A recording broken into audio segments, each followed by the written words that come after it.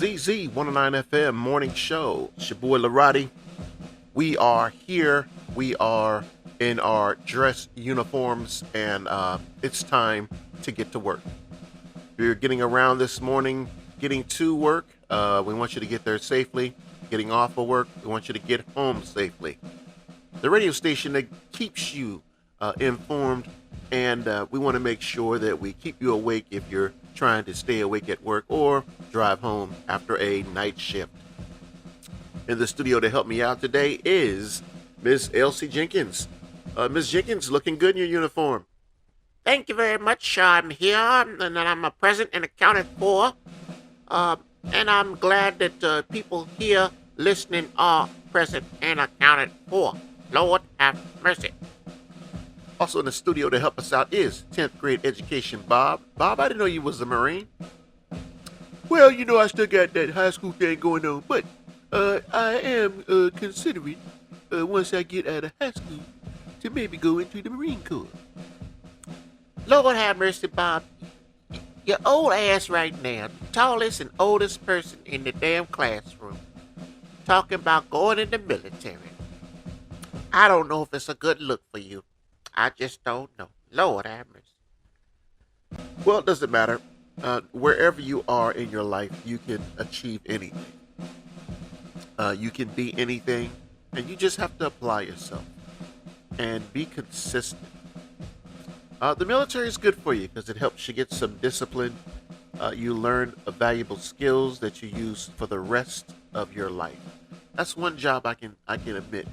Being in the Army, I have skills that I have been able to use most of my life, and they've made me quite successful. So, thank you for the good and the bad that comes with the military. Oh, that's right. There's some good and bad with the military. You can't get mad and upset. It's an opportunity, especially if you didn't have any opportunity before the military. To take advantage of the military while you're in there. Yeah, before we get to our news and information, if you are in the military or you do decide to go in the military, my biggest helpful tip would be once you're in there, start an allotment of $75. Send it somewhere, but never touch it. Because if you stay in the military for 4 to 8 years, that $75 is going to grow. And it's going to be there when you get out of the military. And you're not going to miss it because you're going to get promotions, raises, all kinds of stuff. But you're never going to miss that $75. But that's going to be very helpful when you look at that account and see you've got about $10,000 or more dollars in there that you've just didn't touch. It's going to help you with small little things that help you transition when you leave the military to go back to civilian life. That's the main thing I'd tell you. And if you could increase that to, $80, $90, doesn't matter. Just increase it. But don't touch it. Just let it go there. You're not going to miss it. All right, Grandma, it's amazing. We've got the U.S. military over there in Iran. It's getting down to the ground troops. That's right, getting down to the damn ground troops, Marines are out there in the area, recon vessels. You've got heavy artillery and heavy tanks and heavy armored vehicles are all out there in the ground facility. So it's going to go down very soon. Very soon. And these ground troops, they've been training for this. Many have been training for years. Many are veterans from other conflicts. So I'm not concerned in regards to their level. I'm just concerned for their safety. They get out there, they just got to be safe. Look at this scene right here. I'm going to tell you right now, if there's anybody out here that's prime military, if you're looking at this scene with this camouflage truck out here. What's wrong with this picture here? Look at this damn picture. Let's see. I don't see nothing wrong with it. They're out there doing some training. They got a bunch of bullets. Well, see, that's why you're in 10th grade education, Bob. Because if you look at this scene right here, you'll see there's one soldier here out of uniform. He doesn't have his Kevlar on. Now, it doesn't seem like a big thing. You're probably saying, well, it's hot out there. Maybe he needs to go ahead and cool off a little bit while he's over there doing maintenance or setting up. But in the military, you don't take your Kevlar off unless you're inside that vehicle. Once you step outside that vehicle, Kevlar's on. And that's always been a rule in the military. So I'm not sure what this young man's doing, but as a senior non-commissioned officer, even an officer would correct this young man. You're going to work outside the vehicle, you're still going to have your Kevlar on. That Kevlar is the only thing keeping a bullet from getting to your skull. So, interesting training moment right there. Grandma, gotta agree with you. Yeah, anytime we left a vehicle, Kevlar's always on. Training or when we was deployed. Wasn't until you were in cover where you were able to take that Kevlar off. So, gotta agree with you. That's the first thing I saw too. And he's, over there by the machinery, by the weapons. You want to have a Kevlar on just in case, something happens. Protect your head. Always protect your head.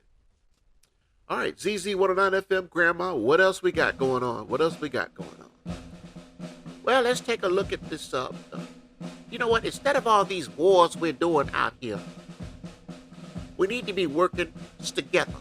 We need to be out here helping each other, not fighting each other, killing each other, chopping each other up, throwing bombs, blowing up grocery stores. Doesn't make any damn sense. Look at China. China is a country. You think they're just sitting around in grass huts, eating rice and plotting on America? No, they're not. These people are innovative. They're creative. And their technology over there supersedes us over here in America. As you see here, they've got waterways that allow their ships to travel through mountains. They've got elevators for some of their ships and vessels. So I'm telling you now, this country, China, we can learn from them. We can learn from them and their technology and their amazing dams that they have out there. Sitting here and being mad at somebody across the water for X, Y, and Z reasons. It's time to grow up. It's time to grow up and hold people accountable for things. You can't stop people from doing things. You want to stop Iran from having a nuclear weapon. Well, what's going to stop them? You keep bombing them? Bob, if you don't get your damn phone. Oh, that's that damn church trying to make me go get them old ass pork chops, and I ain't getting them. I'm not gonna get them. They're old ass pork chops, and they still want me to come get them.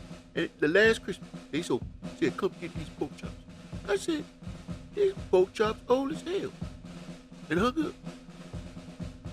Well, Bob, just Lord have mercy. Let's get back to this. These people, Iran, you can't stop people in Iran from doing what they want to do. So we should just hold them accountable for when they do something. They're right across the street from Israel, so nothing's stopping them from dropping a big-ass bomb on Israel anytime they get good and well. There's nothing. So when they do that, we hold them accountable for it. That's all we have to do. Things are going to be what they're going to be. In the meantime, we got to negotiate. Why are you wanting to drop a bomb on Israel? Where is the hate coming from? And let's eliminate the hate. Let's communicate.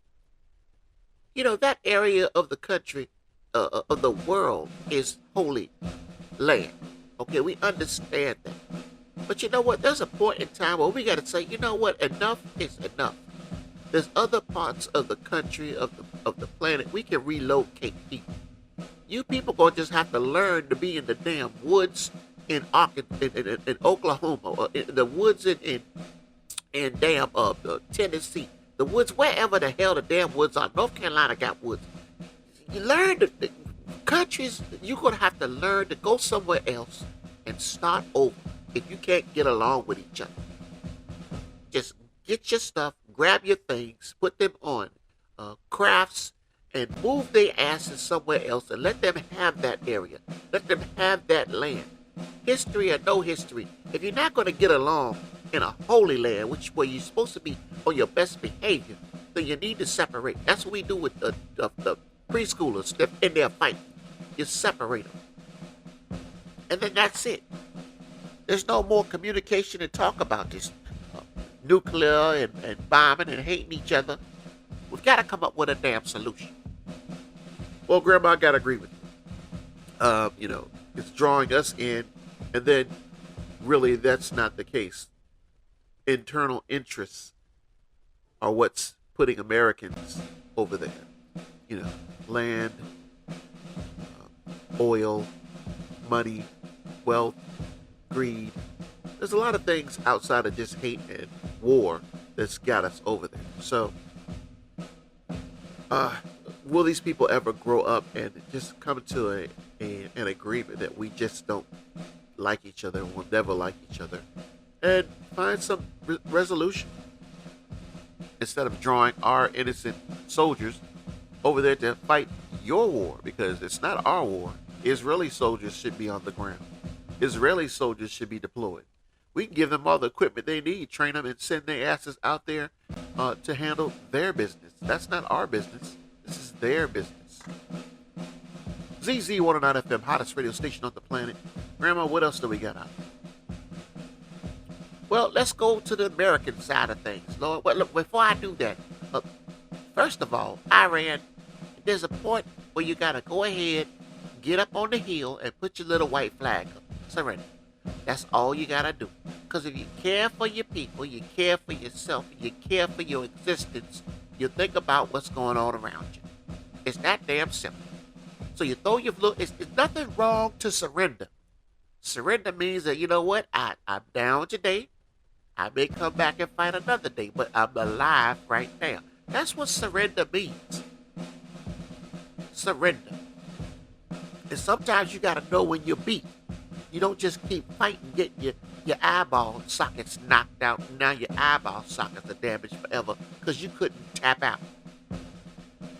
Iran needs to tap out and save its resources it still has before it don't have any. Then you're back into the stone damn age. Lord have mercy. Oh, let's go. All right, going to America. You got Seattle over here. This is the part I just am not understanding about this United States of America. This tax thing. We fought the British over these taxes. We fought another country to get free from taxes. So why are we all in this tax zone in America? Seattle is trying to apply a millionaire's tax. And I'm like, well, do the millionaires pay enough taxes? Maybe, maybe not. But why have a specific tax on millionaires? This is where you're losing me right here, because it's not fair, because you're taxing one group of people. The rest of the people, whether they are close to being millionaires, middle class people, poor people, they're not getting any additional kind of tax. So they're going to feel singled out when you throw this millionaire's tax on these people. It's very simple. We've got enough people and enough money on this planet to do a fair tax for everyone. And we have to be sensible and reasonable to realize that if a person is poor, they most likely can't pay that amount. So we have to have some type of exemption for those people that just don't have any money. You can't still hold them accountable for a tax that they can't clearly pay. This is common sense. A lot of times when you have one person that doesn't have the money to get into the movie, we just come up with the money for them so they can get in. It's that goddamn simple. It's not a damn rocket, damn scientist degree needed to figure this stuff out. And it don't make any sense. If you have people that can't pay then you come together because we can pay with the money to get them in.